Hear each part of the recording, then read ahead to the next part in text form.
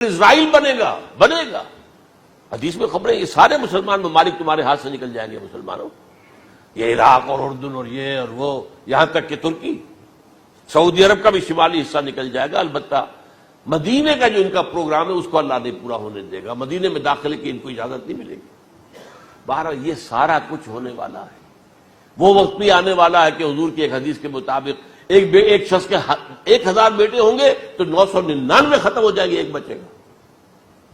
یہ وقت بھی آنے والا ہے کہ حضور فرماتے ہیں اتنی بڑی جنگ ہوگی، اتنی خوریزی ہوگی کہ پوری زمین اٹ جائے گی لاشوں سے۔ تو پرندہ جو ہے کوئی، ایک تو پرندے ہوتے ہیں کہ جو مردار خور ہے، گدھ ہے، وہ تو بڑی خوشی سے اتریں گے، تناول فرمائیں گے لاشوں کو۔ اسی طریقے سے کوے ہیں، چیلے ہیں، لیکن جو نفاست پسند پرندے ہیں وہ لاش کے اوپر اترنا نہیں چاہتے۔ تو ایک پرندہ اڑتا چلا جائے گا، اسے کہیں زمین پر اترنے کی جگہ نہیں ملے گی، لاشیں ہی لاشیں ہوں گی، یہاں تک کہ وہ تھک ہار کر اس کی جو ہے پر جواب دے جائیں گے، گرے گا تو لاش پر گرے گا۔ یہ وقت آنے والا، اور یہ یہودیوں کے ہاتھوں، یا یہودیوں کے جو سپورٹرز ہیں اس وقت، جو ان کے ہاتھ میں آلہ کار ہیں، ان کے ہاتھوں آنا ہے۔ میرے نزدیک اس کام کے لیے اس ملعون قوم کو، کہ جو حضرت عیسیٰ کے زمانے سے ملعون ہو چکی ہے، اس کو باقی رکھا گیا ہے، اسے یہ موقع دیا گیا ہے، اس نے اسرائیل بنا لیا ہے۔ تقریباً 2000 سال کے بعد وہ دوبارہ آ کر آباد ہوئے اس سرزمین میں جہاں سے نکال دیے گئے تھے 70 عیسوی کے اندر۔ یہ سارا کچھ کیوں ہو رہا ہے؟ ان کا یہ استثناء کیوں کیا گیا؟ یہ بڑی تلخ بات ہے، یہ یاد کر لیجیے۔ کیونکہ یا تو قوم اسی وقت ہلاک کر دی جاتی، جیسا کہ ہوا قوم نوح، قوم ہود، قوم عاد، قوم ثمود، قوم شعیب، یہ ہوا کہ نہیں ہوا؟ اور سدوم اور عمورہ کی بستیاں جہاں حضرت لوط بھیجے گئے، اور آل فرعون جو ہلاک کیے گئے، یا تو پوری قوم ہلاک کی جاتی؟ نہیں، یہ یوں سمجھیے کہ اس پورے معاملے کو درمیان میں سے ایک وقفہ دے دیا گیا، حضرت عیسیٰ کو اٹھا لیا گیا، اور حضرت عیسیٰ دوبارہ آئیں گے۔ یہ کیوں کیا گیا؟ اب اس میں بڑی تلخ بات آپ سے کہہ رہا ہوں، یہ آپ کے لیے قبول کرنا آسان نہیں، حلق سے نیچے اٹھنے کی مشکل سے۔ اس قوم کو زندہ رکھا گیا ہے جو ملعون اور مغضوب علیہم قوم ہے۔ سب سورہ فاتحہ میں مفسرین لکھتے ہیں ضالین، یہ نصارہ ہیں، اور مغضوب علیہم یہ یہودی ہیں۔ اور قرآن کہتا ہے لعن الذین کفروا من اہل الکتاب علی لسان داؤد وعیسی ابن مریم، لعنت کی گئی۔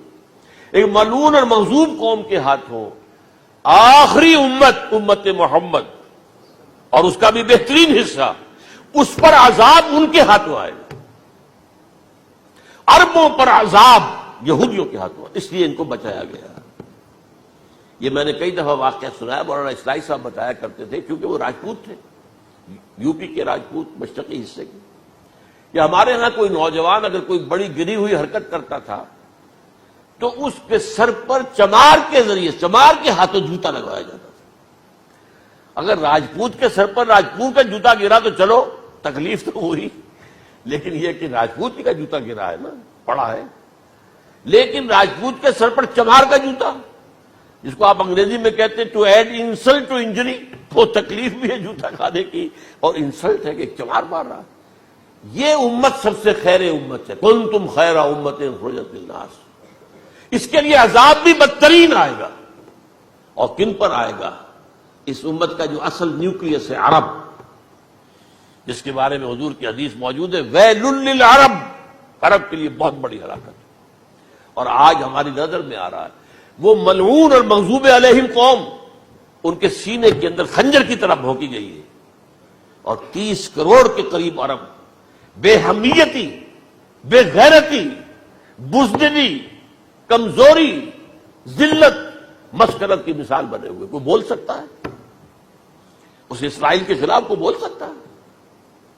30-35 لاکھ آدمی ہے اسرائیل کے اندر یہودی، اس سے زیادہ تو امریکہ میں 50 لاکھ کے قریب، کل 1.25 کروڑ آدمی ہے یہ یہودی پوری دنیا کے اندر۔ لیکن دیکھیے جو چاہتا کرتا ہے، جب چاہا اس نے عراق کے ایٹمک انسٹالیشن کو تباہ کر دیا، اور سعودی عرب کی فضا میں اس کو فیول کیا ہے انہوں نے، دوبارہ ری فیولنگ جو ہوئی ہے ان کے جہازوں کی، وہ سعودی عرب کی فضا میں ہوئی۔